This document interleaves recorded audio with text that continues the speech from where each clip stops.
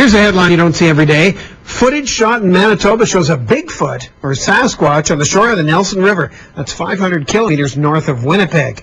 The ferry operator who shot the video showed it to some people in his community, but won't give it to anyone in the media just yet. But Missy Flett saw the video. Here's what she saw. The Sasquatch was approximately 8 to 10 feet tall, and I'm guessing maybe 3 to 4 feet wide. It was dark brown in color, and it had very long arms and kind of long hair. It looked very human-like, but it definitely wasn't a human. Dr. Jeff Meldrum is from Idaho State University. He's an anatomist. He has studied Bigfoot's tracks. So, Dr. Meldrum, I know you haven't seen this video yet. Do you think it's worth checking out? Well, certainly. From the description I've read, and especially if it is corroborated with documented footprints, most definitely it should be investigated. Now, you are particularly interested in the footprints. To your mind, are they the best evidence for the existence of this creature?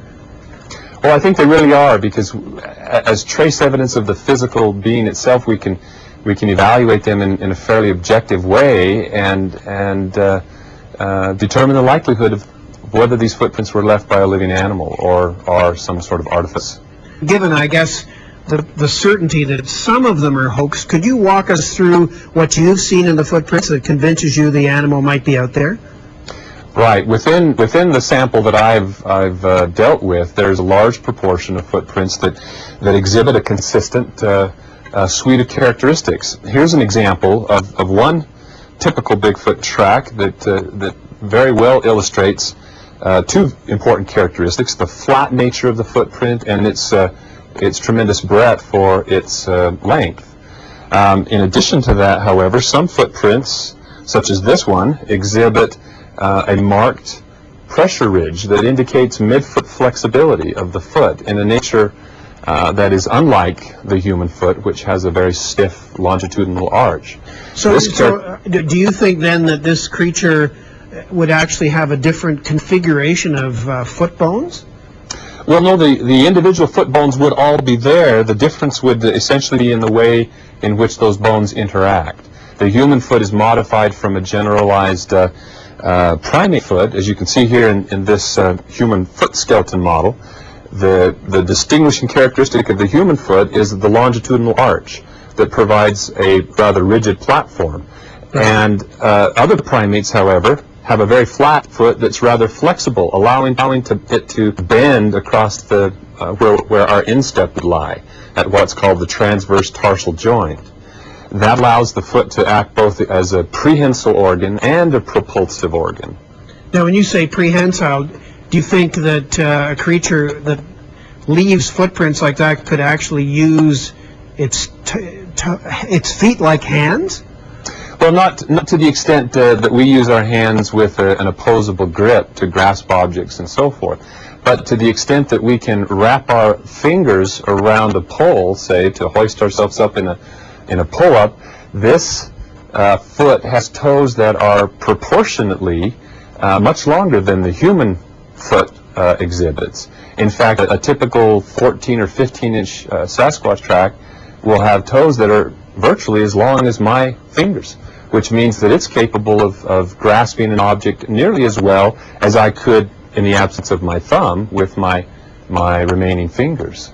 It's totally intriguing that you can see these sort of commonalities among footprints. Is it possible, though, that somehow hoaxers just managed to lay down footprints that by chance make some sort of anatomical sense?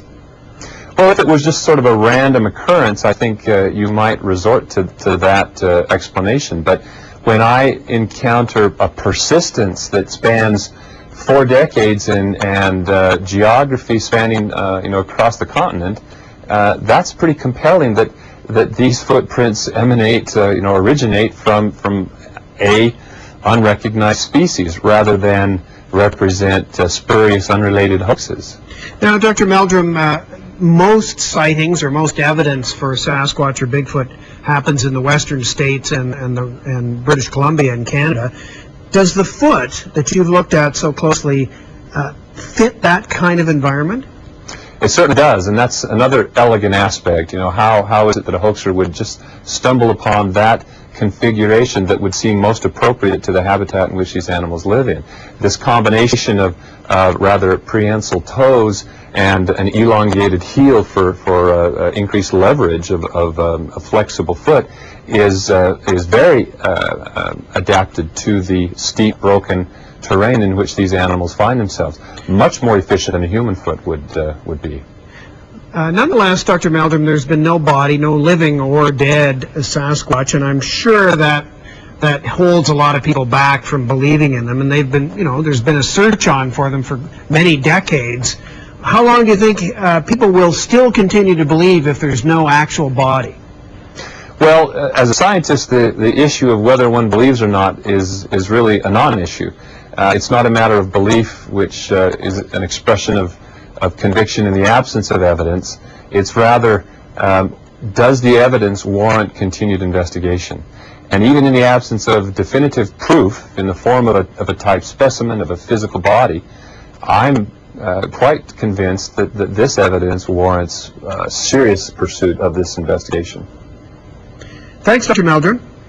You're quite welcome. We will see what the video reveals. Dr. Jeff Meldrum is an anatomist at Idaho State University. He has studied the footprints of Bigfoot or Sasquatch.